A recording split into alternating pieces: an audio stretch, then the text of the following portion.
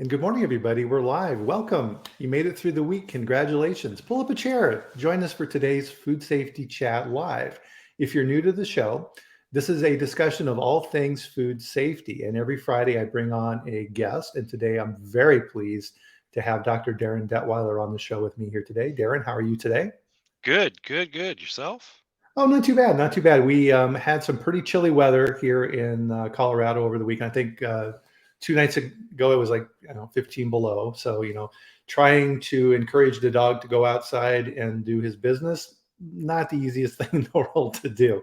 He's a little Yorkshire Terrier, so they're pretty strong-willed as it is. So, but as is typical for Colorado this time of year, it gets cold, it'll snow a little bit, and then it's going to be 50 degrees tomorrow. So all it's good for the moisture level and making my car really dirty.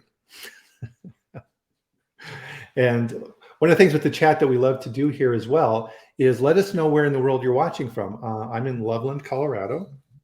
I'll throw that here in the chat. And Darin, where are you at today? I'm in Los Angeles, California area. Ah, and of course, it's 8 o'clock here at this time of the recording in Colorado, which is 7 a.m. for Darin on the West Coast. So thanks for getting up early and joining us for this as well. I didn't have any Um, choice. that's true. That's true. And I greatly appreciate that. It's Um, it's my pleasure. so one of the things that we wanted to talk today about, and I'm very grateful, Darin, that you decided to join us today during this week, is this is the 30th anniversary of the passing of your son Riley with E. coli. Yeah, I mean it's weird to think, the numbers are there that it's been 30 years and it's amazing how many times I've done the math in my head. Oh, But here we are looking at uh, 30 years beyond this event. Um, back in 1993, and I can put myself back in that space in 1993. And you think 30 minutes, a day, 3 days, a week into the future, you're struggling to think that far into the future. And I never really thought in terms of the idea of, A, we would still be dealing with outbreaks like this um, 30 years later. But the idea that I would still be playing this role, um, yeah. it's just it offers a lot of reflection opportunities at this point this week. Yep, definitely. And one of the things with this is, and I think it's something. And this is why, as we were preparing for this call, today is that a lot of times food safety becomes something that's an academic process. Oh, there was a recall and there was X number of illnesses, and God forbid someone dies during the recall, um, and it just becomes something that is academic. And I think what's really important about what you've done and these type of activities is it's personal. These are people. That person in that photograph behind you was a person. And that's why I think what we do is so very important. And everything that you do in this field is greatly appreciated. And we're very thankful that you took up this mantle over this last 30 years. So wanted to raise my cup to you today, Darin. Well, thank you very much. And so I think as we were preparing for this as well, is that 30-year period, and what happens during that period of time. And there are markers that occur in our lives, things that are highly memorable, things that shape who we are and how we do things. I know it's definitely my case as well. And when Jack in the Box and this E. coli event happened, I was just starting out in my career, and it had a huge impact on me, and it really focused me around just how important food safety is. And uh, I think that's part of the calling, and likely why I continue doing what I do today as well. And that perspective and that shifting point, we need to be aware of those and really then take a look at those and figure out how can we, move these things forward and not let them, fade away. Well, I sometimes recall how at one point the 93 outbreak was referred to as the 9/11 of the meat industry. Mm, And I get that, but realize that, on 9/11, some 3,000 souls perished. Um, and yet, with failures in food safety when it comes to foodborne pathogens, there's some 3,000 Americans that die every single year. mm, And I don't mean to diminish or belittle anyone involved in 9/11, but when you look at the idea of, if we had literally a 9/11 every year, over and over again for 30 years, how would the nation react to certain things? And yet we have this seemingly unending chain, endless chain of failures, and we look for reform, we look for technology, we look for policies, we look for laws, and you know, the public has become far more aware of these things. It's not the shock of 1993, it's the what's next or what now or what this time kind of mhm. response to failures in food safety that we see not only permeating the news but social media. Oh yeah, absolutely. And yeah, I think that yeah, what's going to happen next, and we see these new emerging threats that seem to happen and just keep repeating. The one that catches my attention recently is enoki mushrooms. If you're watching this, right, it just appears, it's like almost every week now, Darren, there's a new recall of enoki mushrooms for listeria. So everybody avoid enoki, don't eat those. Um, so part of what when we were preparing for this chat as well too, is kind of this progression of time and these activities. And to your point, with these different things that are coming up constantly, we tend to get um, insulated from them, for lack of a better word. But I mean, really, there's kind of three categories that we were looking at for these type of watershed moments, these life-changing events, and how they impact communication and how those are distributed. And I think a good example of this is kind of direct and indirect, and then third person is how I kind of categorize these. So the example we were kind of working through was World War II. So our grandfathers, great grandfathers now in cases, were active combatants in World War II, and they had stories and they experienced it firsthand as you have, and no one can ever replicate that. That information then is with them, and it has a profound impact on that person, and that's their direct experience. A lot of times then that information gets passed indirectly. So a lot of what we're doing here would be indirect communication of that information. And you've done a great job of helping to educate people around this and share your experience and communicate how that experience, that direct uh, crisis and massive failure of food safety impacted your life to this day. And as time goes forward, these things move, and our grandparents from World War II pass on, and that direct link is gone, and then things move into more of the third person academic world where you're watching uh, biographies on YouTube, or you're reading books about a particular battle in World War II or things like that, and it becomes impersonal. It doesn't have those connections. And one of the things that we talk about on this chat quite a bit is those two spheres of how we need to look at how we do our jobs, which is the technical information, and then the personal side of things, which is why we do these things. Everything that we're doing here is for people, to make sure that we're caring for them and taking the correct steps to ensure their health and their safety, and then that can never waver. And those three categories, I think, are really, really important to think about this information. So part of this, and the main topic for our discussion today, is how do we keep this moving forward? Yeah, well, I'm a submarine veteran, and I am just blown away by the conversations I have with World War II submarine veterans. And I'm part of a group where there used to be 75, 100 submarine veterans from World War II. Now there's only like two or three, and there'll be a point where there's no more living submarine, or well, World War II veterans or submarine veterans from World War II. And then that's where you have the second phase, the idea of those people who interacted with those people. But at some point in the future, there will be a generation that came about after the last World War II veteran uh, passed away. And that becomes yet this again, like you're saying, everything is third person. No, nothing is having direct contact. And so I look at this in terms of companies, um, and experts within food safety.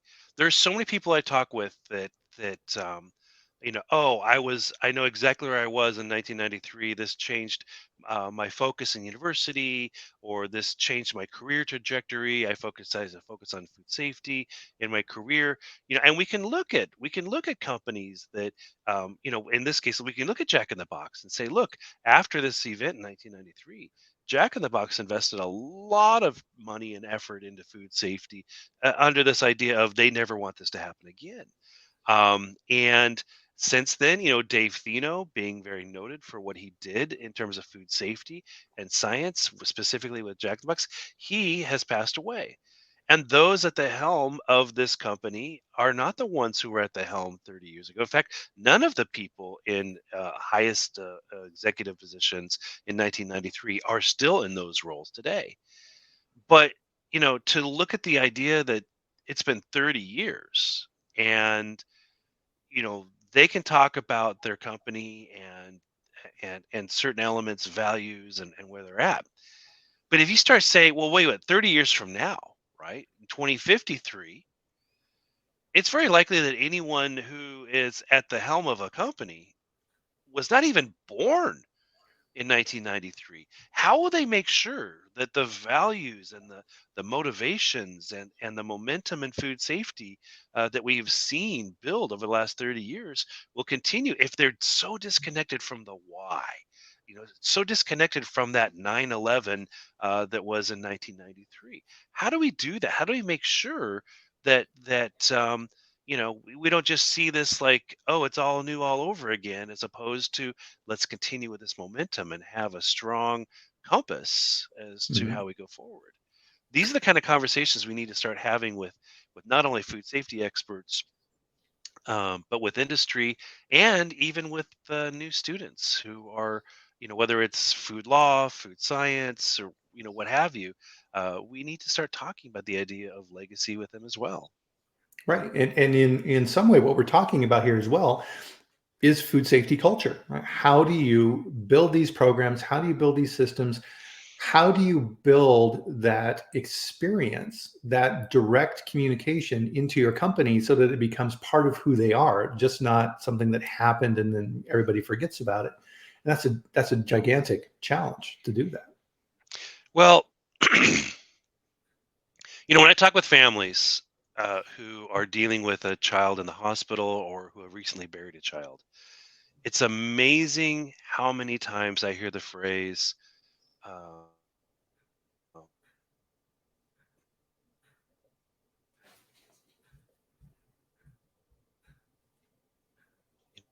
you know,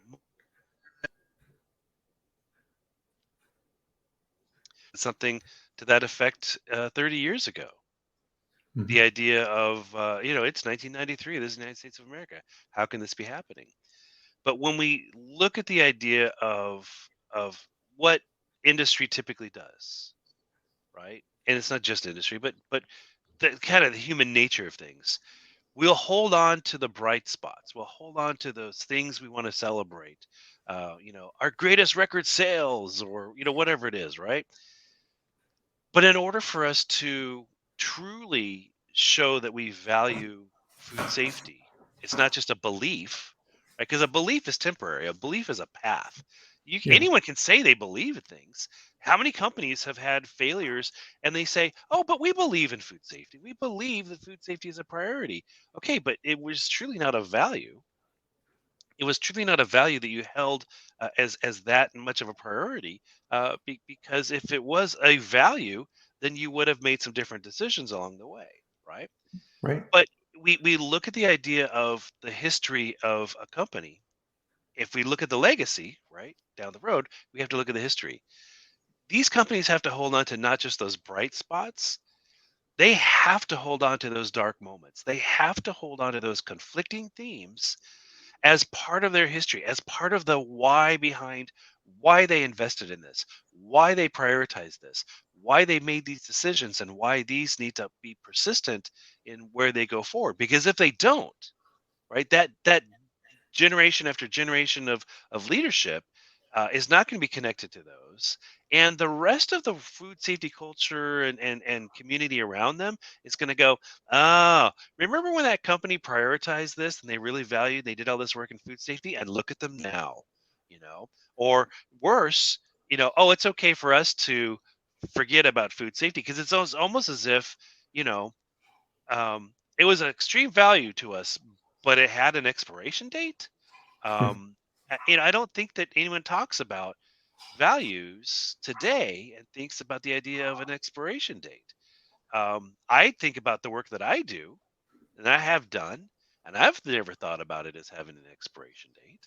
Um, um, and I don't want to think that industry would think that as well. No, I think that's an excellent point, because, yeah, when something bad happens in the company, they immediately want to forget about it, push it under the rug, and pretend like it never happened, and go back to their business as usual and pretend.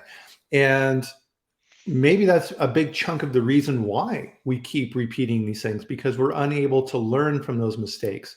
I saw a presentation with the head of quality at Cadbury Chocolate, and they had a big recall in their UK plant for salmonella in their chocolate.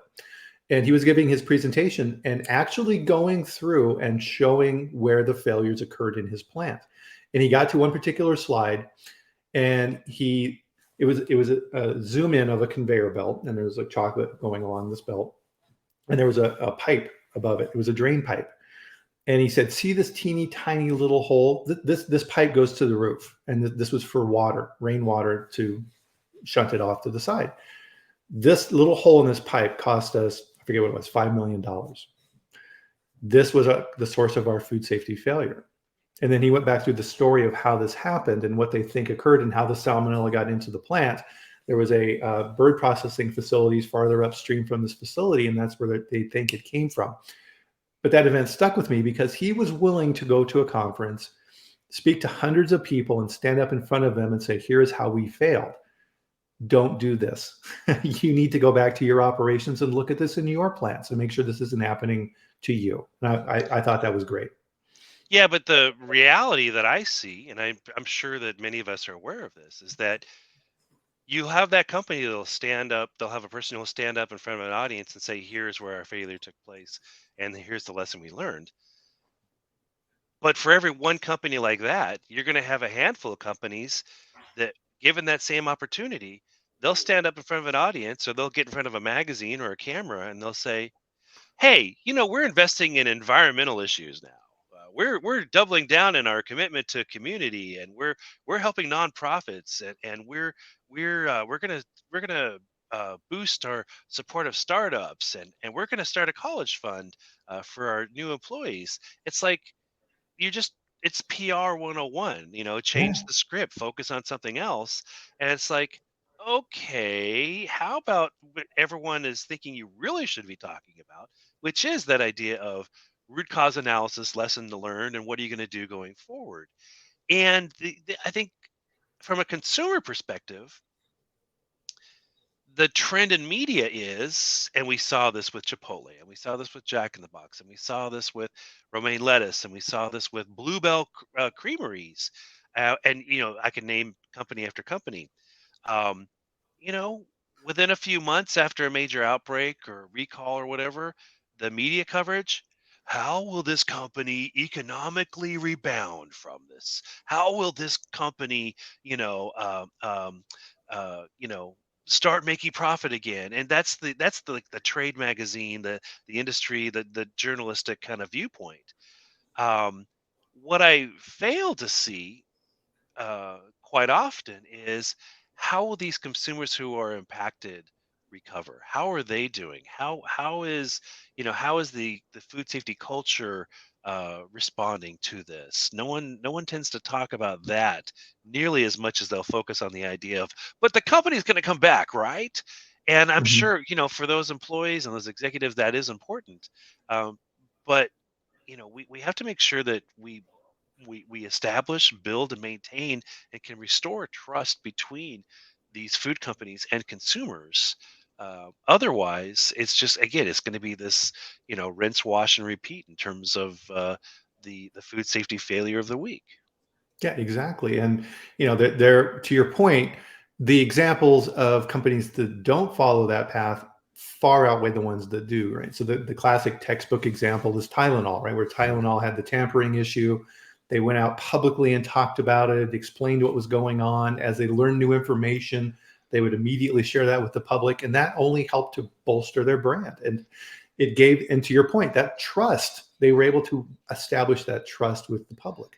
Isn't it wild though that there is a scenario where people in the know look back at that and they don't see that as a failure of that company or of that industry or that commodity. They talk about the leadership that that company demonstrated at the time.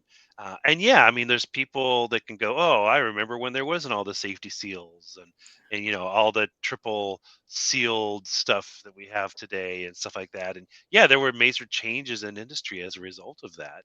Yeah. uh, but but why don't we have nearly the same number of changes in food safety as as we've seen here?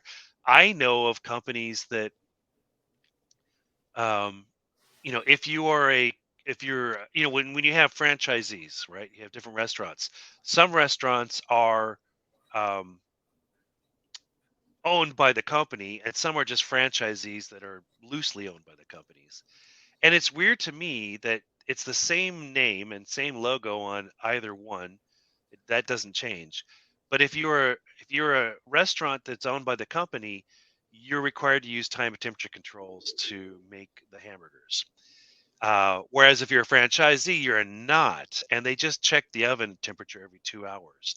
It's Mm. it's like, why are you having a different level of standards and requirements based on the fact that it's not a company, a restaurant, it's a franchisee? Um, and so many other examples where it's like, well, why is it that in this state you require this but in that state you don't? Or why is it that for this audience you require this, or for this group of consumers you require this, but for that one you don't?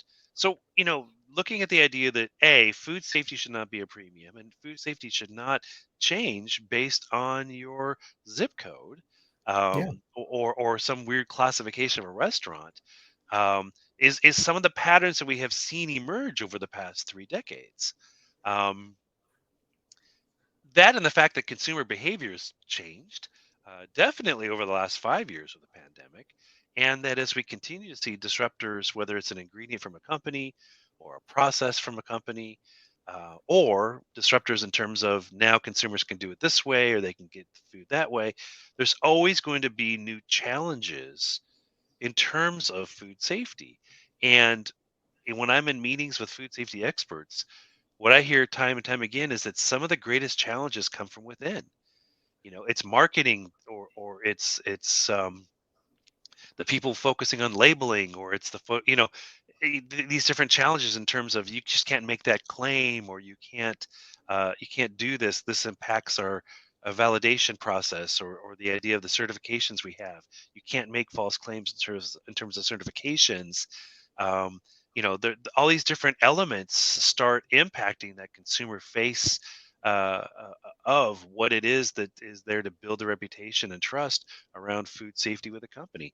So it's not just literally pathogens that are the issue in terms of food safety. Um, I think consumers today are asking far more questions. Whether it's food quality, that may or may not have anything to do with food Right. safety, and even within food safety, how food allergens is much bigger of a role today than it was 30 years ago. We can look at food defense, like bioterrorism and economic adulteration and sabotage. Obviously, food security, like sustainability and actual nutritional value. And authenticity, is it counterfeit? Is it the real thing? Kind of a deal. There's a lot more questions that consumers are asking today. They're even asking questions that have really nothing to do with food safety. Like, when you look at the idea of an executive who makes racist comments, or who donates money to this political campaign or that campaign, or this issue or that issue. Do they allow women to breastfeed in the restaurant? Do they allow people to bring guns in the restaurant? All these different kind of factors that play a decision in people's or plays a role in people's making a decision in terms of what brand, what company, what product to eat, even if they have nothing to do with food safety. Today, the world of consumer behavior is far different than it was 3 decades ago. That's a really good point. And that can also work to our detriment because we're flooded with so much information. We don't necessarily know what's true and what's not. And within food companies, things get started out there, and rumors, or oh, this particular ingredient can cause a disruption in your hormone system or something, and then companies get flooded with this from these sites, because a lot of times too, there's advocacy groups out there that are there to build a membership, and they want to make wild claims and things like that that they may not necessarily have evidence for, but that gets eyeballs. And sometimes companies have to work with those too, and that can be very, very difficult. It's like with doctors, who have patients who come in and say, well, I read this and this and on the internet, and it's just like, oh, now the doctor's kind of got to work his way through that and explain why these different things that they're saying may or may not be true. So a lot of times that information can muddy the water, which I think also then, Darin, gets back to our point for today, which is why it's so important to have that food safety messaging front and center within a company so that people don't forget these things. We get caught up in individual basis and on a company basis. And to your point with marketing and sales and things like this, a lot of times, and I saw this in food companies a lot, is a lot of your new offerings are built around the reset times on the shelves for retailers. So if Target does shelf reset in Q3, well, then scheduling works backwards from that. Oh, okay, well, if we're going to hit that reset, now we need to do this. And that means we got to do everything really fast in order to hit that deadline. That can cause problems, right? So that messaging internally then needs to be, okay, we can hit that if we can, but there's certain things that are non-negotiable, and food safety is one of those. And those messages need to be put forward very strongly. Because if you don't, it's just assumed that it's happened. And we all know if you do that, that's the path to failure. Well, I think along with that, I mean, there's other challenges. I think one of the things that came to mind was this idea of, you look at the third party delivery of food, right? And what have we seen? I have literally seen a lawyer stand in front of restaurant executives and say that you should embrace third party delivery companies because they impart the idea of shadow of a doubt. If there was a problem with food allergen or with food safety, is it the restaurant's fault or is it the delivery person's fault? It's like, that's a horrible, loophole to try to find Yeah. out there. And I was just blown away by this, and I stood up and said that this is not, I think, the direction you want to go in. But what we do see is we see restaurants that prepare the food and they'll put it onto wait for someone to pick up that order. Who knows how long that stays there, and how long the temperature is now, out of the safety range. No one's tracking that, and when you receive it, you don't know if it was, you know, cooked within 2 minutes of your order and sat around for 45 minutes, or if it was not cooked for 45 minutes and it's only been in transit for 2 minutes. When we have those boxes of ingredients that are delivered to people's houses. There's a lot of conversation around those meal kits. The idea of, how do we know about time and temperature control for, either keeping things cool or keeping things separated, and allergens. There's a lot more questions that consumers have today about these steps. I'm working with the National Environmental Health Association and other groups that are working to try to help put resources into consumers' hands in terms of how to deal with these delivery and package kits and that kind of thing. And yet I keep seeing all these social media videos are like, you know preparing your own food is a waste of time, it's so complicated. It's like, okay, what a weird message. It's like, do you remember when there used to be the joke, like those TV commercials, um like Is it hard for you to open a container of milk and you see the person like struggle, and then rah, milk flies all over the place, right? Or do you struggle to put on glasses? Ah, kind of a thing. It's like, look, try not making us out to be so incompetent and not capable of doing things. It's so hard to plan your own meals and make your own meals at home, kind of a thing. And yet, you go back in terms of the last 3 decades of food safety. When I was working with the USDA to get food safe handling labels that you've seen for well over 25 years on packages of raw meat and poultry, the meat industry opposed it vehemently. And you know what their argument was? The American consumer knows very well how to prepare this at home. Mm, When you look at the antibiotic resistant salmonella and chicken, and how hard it was to, I mean, well, now we have it in terms of like if it's breaded chicken or stuffed chicken, but not for raw chicken. You go back to the actual ruling from a judge many years ago on this, and when the lawsuit came up, and when it was voted for the industry that they don't have to do this, right? The judge literally says that women, not just consumers or cooks or people, right? But women in the kitchen know how to cook this stuff. Therefore, we don't have to do this. And you look at the idea of, is it our responsibility or is it the consumer's responsibility? Why is everyone always blaming the or the companies when they should be looking at the onus of responsibility on the consumer?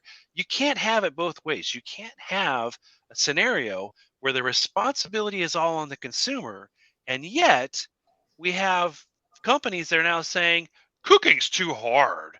You know, People too lazy, too stupid to cook. Just buy our pre-cooked things, kind of thing. You can't have it both ways. We're right. either capable of doing this ourselves and we have the ability to make educated decisions, and we should have all the information when it comes to safety and precautions, and we can be responsible as a stakeholder, a participant along the way from the farm to the fork, not shouldering all the responsibility, not shouldering no responsibility, but what is that relationship between us? We've also seen, you were talking about 30 years, about 2015 or so is when the U.S. Department of Labor and Statistics put out that Americans now spend more money on food prepared outside of the home than they do spend on food prepared inside the home, that they're going to prepare themselves. We Hmm. have to take that into consideration in terms of consumer behavior and where food safety truly needs to be supported throughout the entire journey of food and of food safety from farm to fork.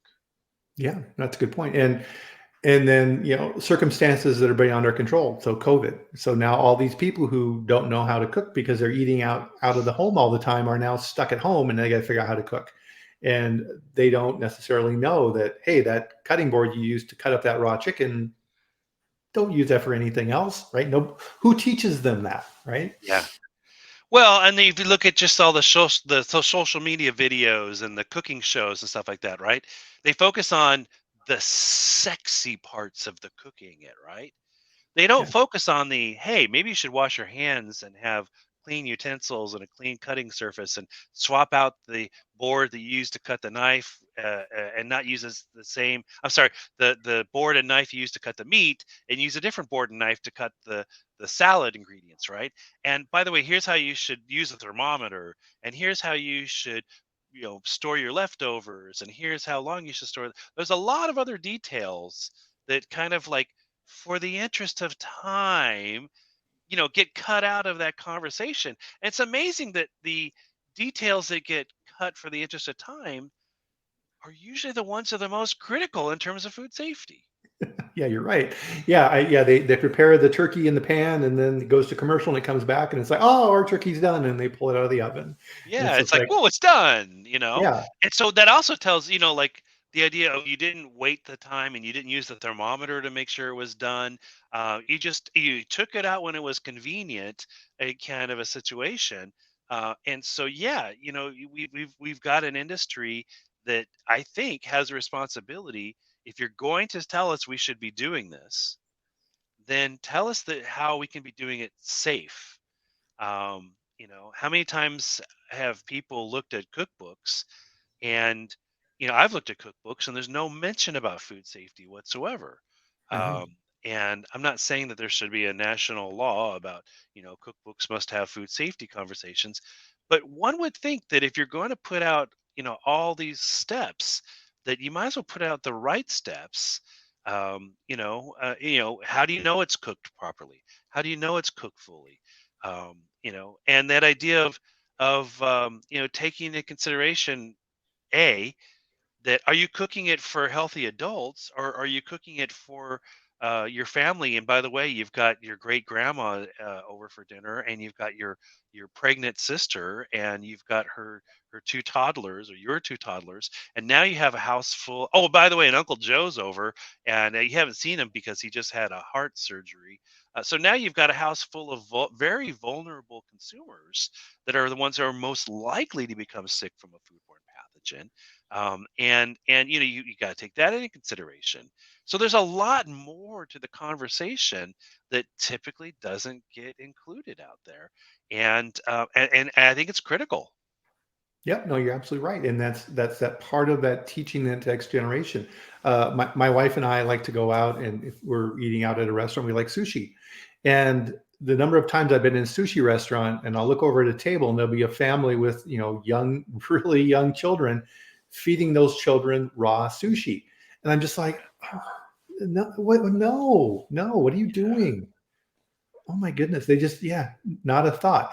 And that messaging becomes so important in teaching this, right? Getting that direct experience message out there with people. And another good example I think that came to mind of being able to pass that information on from generation to generation are the Jewish people. And they've been able to take an absolutely horrendous, horrible situation where 6 million of their people were murdered, and teaching those generations. And that happened, a long time ago. And we even have a name for it, right? The Holocaust. And when you say that, everybody knows what that is. And it doesn't matter that those people were Jewish. And they're like, we will never forget. We will always pass this message on. We will always teach our children, because we will never, ever, ever allow that to happen again. And that's what we need to be doing with food safety, is we cannot let these things happen. You brought up a very good example because with the Holocaust, because what have we also seen? We've seen Holocaust deniers, and we've Yeah. seen people who basically, oh, this is my Holocaust. It's like, no, that's a completely different scenario. Don't bastardize the use of the word Holocaust, kind of thing. Yeah. Remember, we saw during the recall, and with um, Bluebell Creameries, and ice cream was taken off of the shelves, and there were people up in arms about this. Oh, how dare you take my Bluebell Creamery out of my, I want, you can't take it out of my cold dead hands, and how dare, this is a slap to Texas in the face and all Yeah. that kind of stuff. We stand by this company no matter what. And it's like, okay, but you can't deny the fact that people are being harmed by this because they've already admitted to this failure, and that they lied to the consumers, they lied to their stockholders about their food safety stuff. And these people, but we've had a long relationship in the United States of America in terms of food safety. You look at the idea of World War II propaganda posters, Mhm. and there was a series of, I think, six or so posters from the U.S. Public Health Department during World War II. It talked about washing your hands and not cross contaminating, and these are awesome, but it's all women. Right, it was a woman's responsibility to deal with food safety and health issues, kind of a thing. You get into the 80s and 90s, and meat, it's what's American, and beef, it's masculine, and that kind of stuff, right? And Mhm. you still get into this idea that if you're a real man, you should eat it raw. It should still be mooing, kind of a thing. And you Yeah. look at, there was a restaurant for a long while called Bar 145, I believe, and it had a series of outbreaks. But the reason why it was called Bar 145 is they believed that it was a crime to humanity to cook beef to any temperature above 145. And it's like, well, okay, so you're just eliminating the kill step there. So if you're talking about a piece of steak, okay, sure, you get it. But when you're talking about hamburger or mechanically tenderized beef, where any pathogens on the outside are now on the inside, and here you've got these governments telling you, and you've got these health officials, and you got this food safety community telling you that you need to cook it to a proper temperature, and they're like, no real man would want to eat that. It's like, how did masculinity get caught up in the conversation of food safety? Even when I started 30 years ago, there was a masculinity issue. I was referred to by some people in the meat industry as the crying mom who wore pants. Oh, jeez. And I was working with TV executives. They actually wanted to make a TV movie about the outbreak. And ultimately, we go out to Los Angeles and we meet with them, and they tell us they're not going to move forward with the project because there wasn't enough sex and violence to sell it to a mainstream audience. But they had a couple ideas that could work. First off, it'd be better if it was told from a single mom's point of view, that I wasn't in the equation whatsoever. Because a woman's struggle, it would make more sense. But if I was in the picture, then they said, well, what if either A, I resorted to drugs because I couldn't deal with the death of my son, or I resorted to violence and I got my hands on some guns, and I went into the restaurant and I shot up everyone who I thought was responsible for the death of my son. It's like, how did masculinity and drugs and violence now become part of a narrative that never took place, when all I'm trying to do is prevent other parents, male or female or both, right? Yeah. Um, from living with a chair forever empty at their family table. It was weird how definition of American and masculine and male and gender and sex roles got caught up into these early years of the messages about food safety. Holy moly. That's outrageous. Absolutely. Yeah. That's why I always laugh when we'll watch like a true crime show or something. It's at the beginning. It'll always say based on a true story, and you're like, okay, yeah, there was this guy and this lady. That's pretty much where it stops. Right? Yeah. Everything else is in question. You have no idea if this really happened or not. They're trying to present it like it did, but it probably didn't. Ugh. Well, I think So one of yeah, the most shocking things too, in addition to the sex and drugs and violence and all that kind of stuff, was that they also said, you know what would also make a better story that we could potentially work with here, is if your son lived. And it's like, yeah, that would make a better story.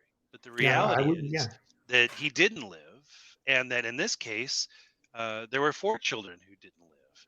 And in every case, you look at these numbers of people impacted. You look at the idea that, yes, there are people who survived, but there is also some 3,000 Americans who die every year. And most of them are either very young or very elderly. But we also look at listeria outbreaks involving deli meats and hmm ready to eat foods. And inevitably, when you look at the CDC final report on an incident like that, I always look for the miscarriages. Those always exist. But the number that people, and that the story that people don't often tell, is the people in the middle. Yes, they were discharged, and yes, they survived, but they're going to live with lifelong medical complications. They may not be able to have the same cognitive or even physical development that they should have had from if they hadn't got sick from a foodborne failure, a foodborne pathogen. I know people who, when they were very young and on dialysis at a pediatric intensive care unit, had a stroke and now can't use an arm, or they can never speak the same. I know of this one woman who, she shared the guilt that she lives with, because everyone's like, "Oh, you should be so lucky your daughter survived. You should be so lucky your daughter survived." And she told me in confidence about how much guilt she feels because when her daughter was 2 and survived,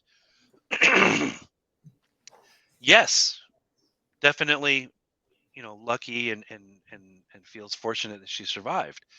But she'll never talk, she'll never walk, she'll never live on her own, she'll never, be anything other than, even though it's been all these years later, she's still physically and cognitively this 2-year old.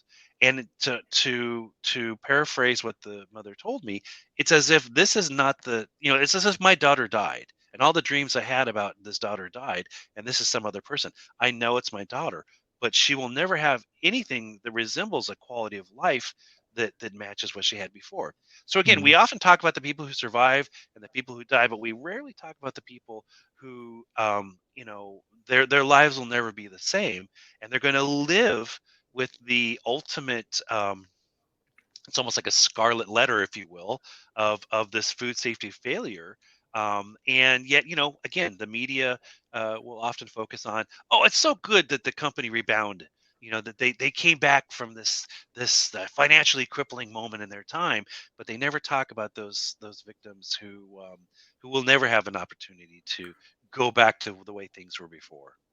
Yeah, and this gets back to kind of what we're talking about here today, that direct line of communication of someone who is impacted with issues like this we never hear from, right? They're, the lawyers all get together and they go to court and and then it's gone. We never hear from these people. It becomes They're very.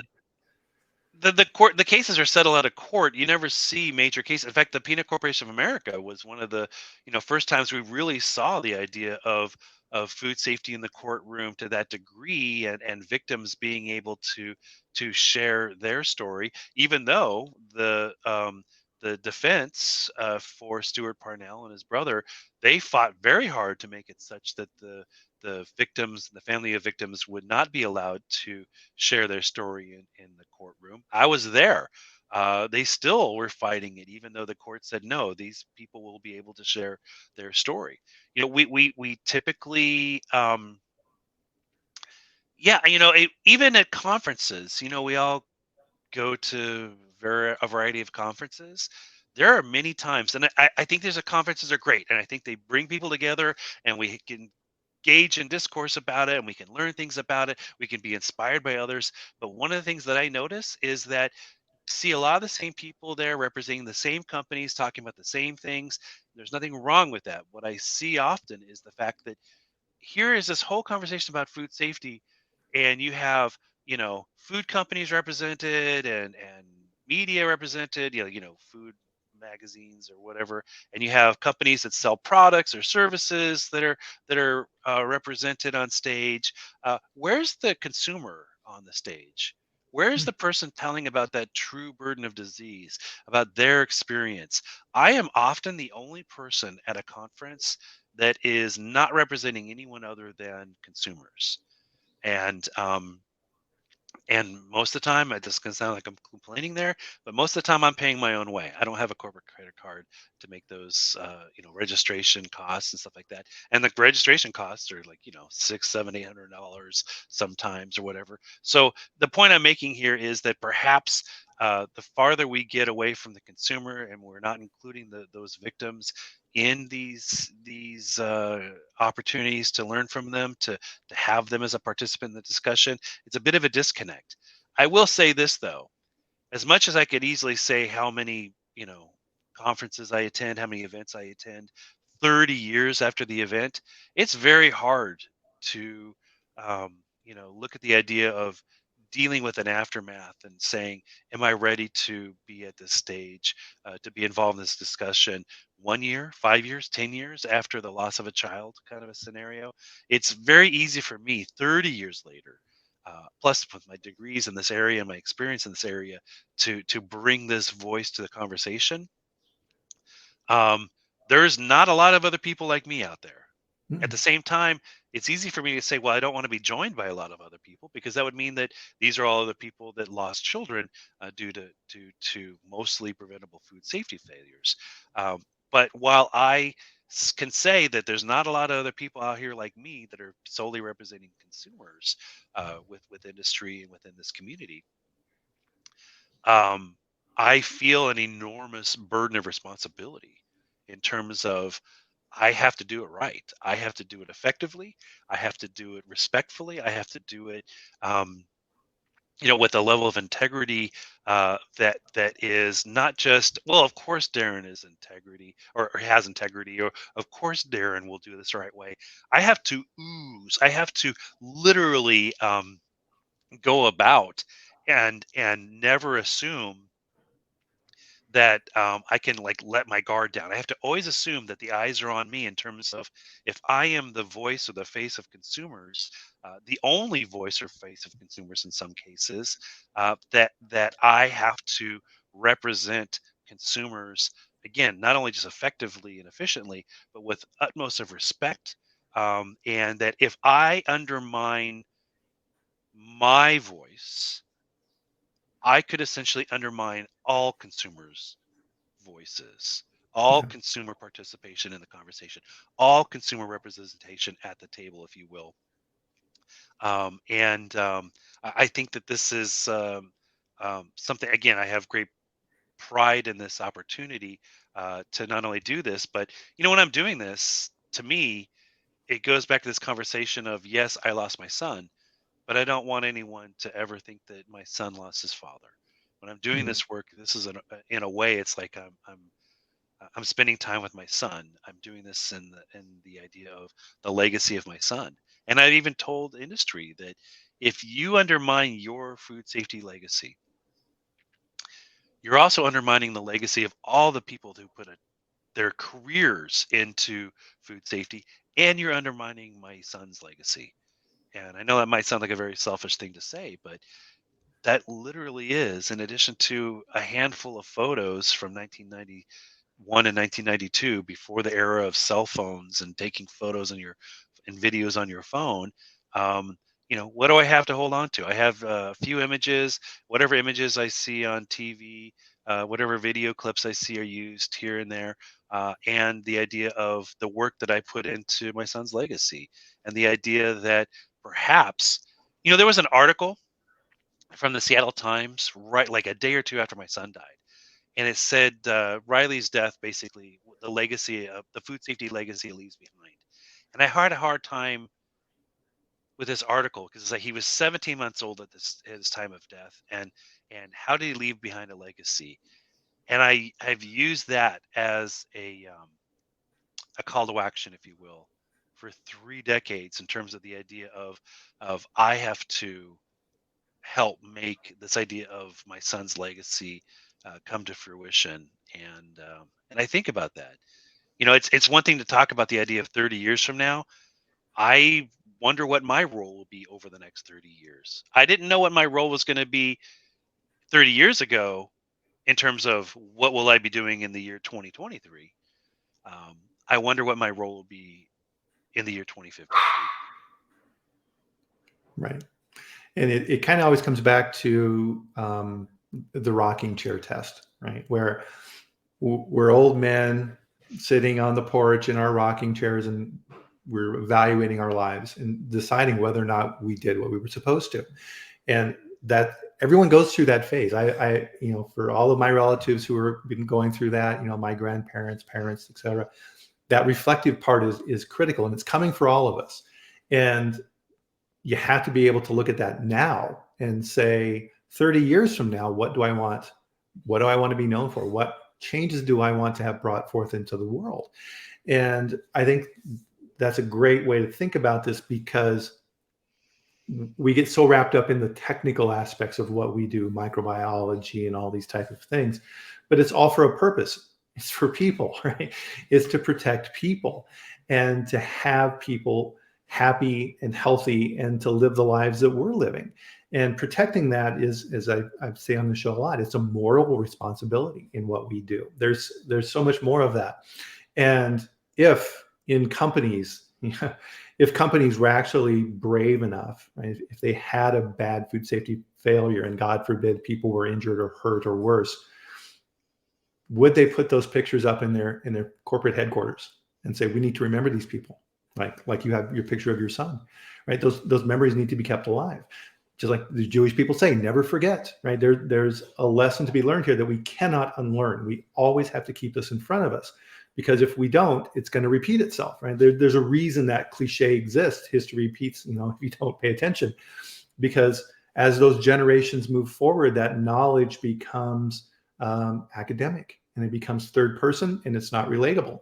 And we need to make sure that we keep that in front of people and make sure that they remember that. So within food companies, when things are being pushed too fast, or equipment is not being cleaned enough, right? Those messages need to be brought forward. And it's exceptionally important, and it's why we do what we do. Well, and there needs to be, when you hear about a company that has a failure, you'll inevitably hear the same thing. We're going to put someone in charge of this. We're going to review our protocols and our procedures. We're going to make sure that we invest in this, and we're going to retrain our employees. No one ever talks about training executives, Hmm. right? And you look at the idea of the ethics behind things when we prioritize return on investment or cost benefit analysis efforts, and we want to make sure that we're focusing on the next quarter's reports, profits, all that kind of stuff, and even higher. You look at Chipotle's outbreaks. And remember, the CEO at the time, even though here where there was billions of dollars in losses, it took over 15 quarters of New York Stock Exchange market um, trading for the company's stock value to return to its pre-event value. The CEO still earned his $15 million bonus at the end of that year because food safety was not any part of what was being measured in terms of that executive's performance. And when you go back to the idea of values, and beliefs, if you believe in food safety, and everyone can say you believe in food safety, but if they truly valued it, they would have tied food safety to that executive compensation somehow. And perhaps, you know, perhaps there would have been an opportunity to say, you didn't earn this $15 million because you allowed this situation to exist under your watch there. Um, you know, it's more than just the idea of the again, the short term or the local area. You got to look at the idea of the overall beliefs. Even after Chipotle, there were venture capitalist companies that came to me and said, we thought that this company was a sure bet. We would always tell people to invest because you look at their quarter after quarter returns, kind of a thing. But we realized we weren't asking the right questions, right? So here's the deal: if you value food safety, you ask the right questions, and you collect the right data, and you evaluate how you value food safety in a much progressive element than just waiting for something to happen and figuring out that your crisis management communication team will be able to put some spin on it and the American consumer will forget. Because the one thing we've seen with American consumers, especially over the last 30 years with the development of social media, especially over the last number of years with the pandemic, is that consumers know a lot more today than they knew 30 years ago, and they're invested. They're actually considered to be stakeholders now in food safety, much more so than ever before. And Yeah. that where you might want your consumer base to forget, we don't forget. People don't forget Chipotle. People don't forget a lot of things. People don't forget Jack in the Box if they were around at the time. We've been talking about Jack in the Box for 30 years. Um,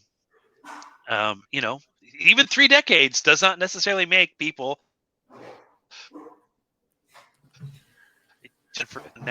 consumers are completely different today than ago as our laws and policy. We're going to see more disruptors in food safety, and we'll continue to see a much more savvy and informed consumer base, and companies have to address that. But their leadership has to be of an ethical and corporate social responsibility, and a bigger understanding in terms of their role in this. Yeah, absolutely. So, unfortunately, we're running out of time here today. But number one, I wanted to thank you for all that you do for food safety and making sure that we keep this in front of everybody, so that this message continues on for the next 30 years. And I think for everyone who's listening here today, thank you. And go home and think about this, and say, okay, all of these programs and systems and everything that I've developed are great. but how do I make food safety an emotional, personal connection within my company? How do I make sure that people are aware of this and our impact? And how do we keep these things from ever happening? And how can I teach executives? Because remember, executives have very abstract roles. They're thinking about things at a very high level all the time. And we need to bring them back to earth and make sure that they remember these key lessons. There's much more to think about than the P&L. And we need to help them understand that. And that's why we do what we do. So think about that and take that away. And thanks again, Darin, for being here. And Thank you. everybody, yeah. Thank And you. oh, there is a really cool event that you've got coming up here on March 8th with GFSR, yes, Global Food Safety Resource, where you're doing with Dr. D, which I love. I think Yep. is great. High on So, food safety with Dr. D, and we're going to be also looking at the 30th anniversary from a different perspective, and I'll be talking also, and I want to mention this here before we go too, how much inspiration I've gained from food safety leaders over the years. I couldn't do what I do over the last 30 years if I wasn't supported and really gain inspiration from so many incredible people I've worked with over time. So thank you to everyone. yeah, absolutely. And everything we're talking about, this when we talk about food safety culture, this is it, right? This is it. So everybody, enjoy your weekend. Have a lot of fun. We'll see you back here for the next live stream. We're on LinkedIn, YouTube, and Twitter. And it's at the same time. So Friday next week at 8 a.m. Mountain, 10 a.m. Eastern for the next chat. So have a lot of fun, everybody. Thank you for spending this hour with us. We greatly appreciate it. And it shows your commitment to food safety as well. So good for you. So we'll see you back here next week and have a great time. Thanks again, Darin. Thank See you you. later.